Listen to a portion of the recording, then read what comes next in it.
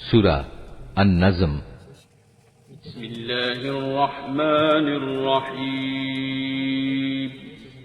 রহমান রহিম আল্লাহ তাআলার নামে। নক্ষত্রের শপথ, যখন তা ডুবে যায়। তোমাদের সাথী পথ ভুলে যায়নি, সে পথভ্রষ্টও হয়নি। সে কখনো নিজের থেকে কোনো কথা বলে না, বরং তা হচ্ছে ওহী, যা তার কাছে পাঠানো হয়। তাকে আল্লাহর এই ওহী শিখিয়ে দিয়েছে এমন একজন ফেরেশতা, যে প্রবল শক্তির অধিকারী। সে হচ্ছে সহজাত বুদ্ধিমত্তার অধিকারী। অতঃপর সে একদিন সত্যি সত্যি নিজ আকৃতিতে তার সামনে এসে দাঁড়াল। এমন ভাবে দাঁড়াল যেন সে ঊর্ধ্বাকাশের উপরিভাগে অধিষ্ঠিত। তারপর সে কাছে এলো, অতঃপর সে আরো কাছে এলো।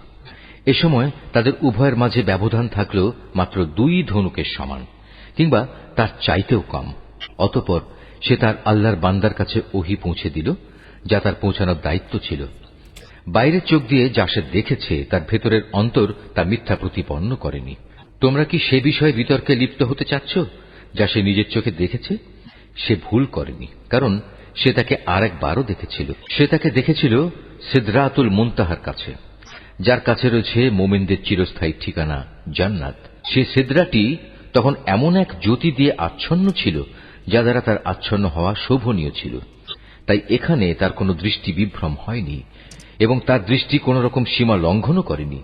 অবশ্যই সে আল্লাহ তাআলার বড় বড় নিদর্শনসমূহ দেখেছে। তোমরা ভেবে দেখেছ কি লাত ও উজ্জা সম্পর্কে, এবং তৃতীয় আরেকটি দেবী মানাত সম্পর্কে? তোমরা কি মনে করে নিয়েছ পুত্র সন্তান সব তোমাদের জন্য, আর কন্যা সন্তান সব আল্লাহর জন্য? তাহলে তো এ বন্টন হবে নিতান্তই একটা অসঙ্গত বন্টন। মূলত এগুলো কতিপয় দেবদেবীর নাম ছাড়া আর কিছুই নয়, যা তোমরা নিজেরা এবং তোমাদের বাপ দাদারা ঠিক করে নিয়েছ। আল্লাহ তাআলা এ নামের সমর্থনে কোন রকম দলিল প্রমাণ নাজিল করেননি। এরা নিজেদের মন গড়া আন্দাজ অনুমানেরই অনুসরণ করে, এবং অধিকাংশ ক্ষেত্রেই এরা নিজেদের প্রবৃত্তির ইচ্ছা আকাঙ্ক্ষার উপর চলে। অথচ তাদের কাছে ইতিমধ্যেই তাদের মালিকের পক্ষ থেকে সুস্পষ্ট হেদায়েত এসে গেছে। অতঃপর তোমরাই বলো, এদের কাছ থেকে মানুষ যা পেতে চায় তা কি সে কখনো পেতে পারে? দুনিয়া ও আখিরাত তো আল্লাহ তাআলার জন্যই। কত ফেরেশতাই তো রয়েছে আসমানে, কিন্তু তাদের কোনো সুপারিশই ফলপ্রসূ হয় না, যতক্ষণ না আল্লাহ তাআলা যাকে ইচ্ছা এবং যাকে তিনি ভালোবাসেন তাকে অনুমতি না দেন। যারা পরকালের উপর বিশ্বাস স্থাপন করে না, তারা ফেরেশতাদের দেবী তথা নারীবাচক নামে অভিহিত করে, অথচ এ ব্যাপারে তাদের কাছে কোনো জ্ঞানই নেই। তারা তো কেবল আন্দাজ অনুমানের উপরেই চলে, আর সত্যের মোকাবেলায় আন্দাজ অনুমান তো কোনো কাজেই আসে না।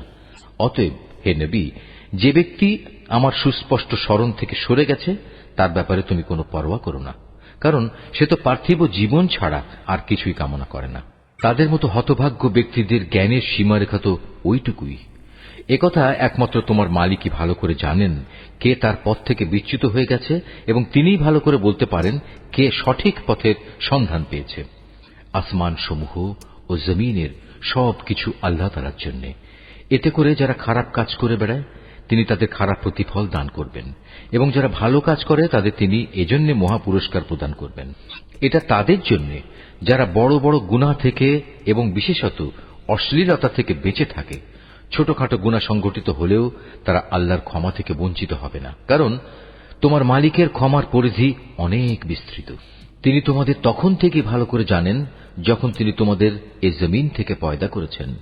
তখনও তিনি তোমাদের জানতেন যখন তোমরা ছিলে তোমাদের মায়ের পেটে ক্ষুদ্র একটি ভ্রূণের আকারে।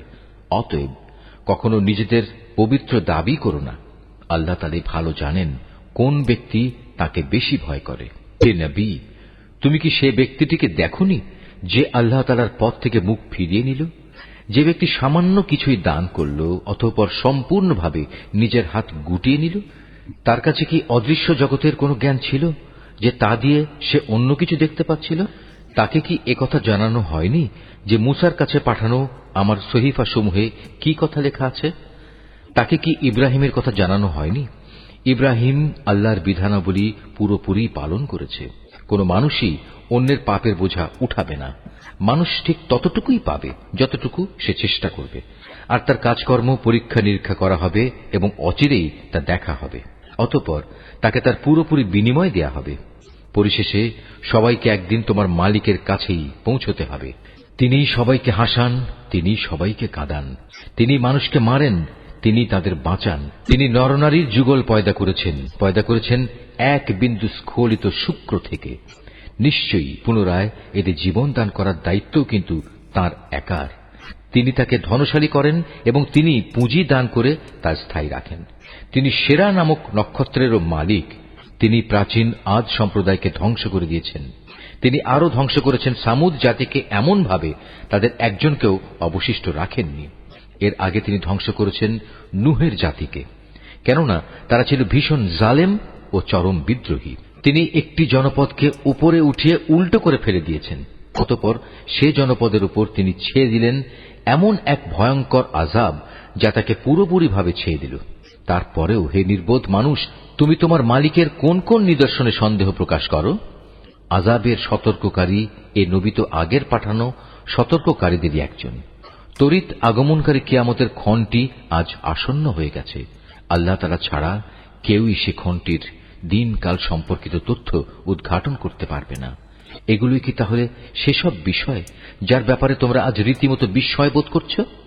এসব বিষয় নিয়ে তোমরা আজ হাসাহাসি করছ, অথচ পরিণামের কথা ভেবে তোমরা মোটেই কাঁদছ না।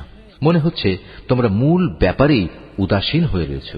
অতএব তোমরা আল্লাহ তাআলার সামনে সিজদাবনত হও এবং কাউকে শরীক করা ব্যতীত তাঁরই ইবাদত করো।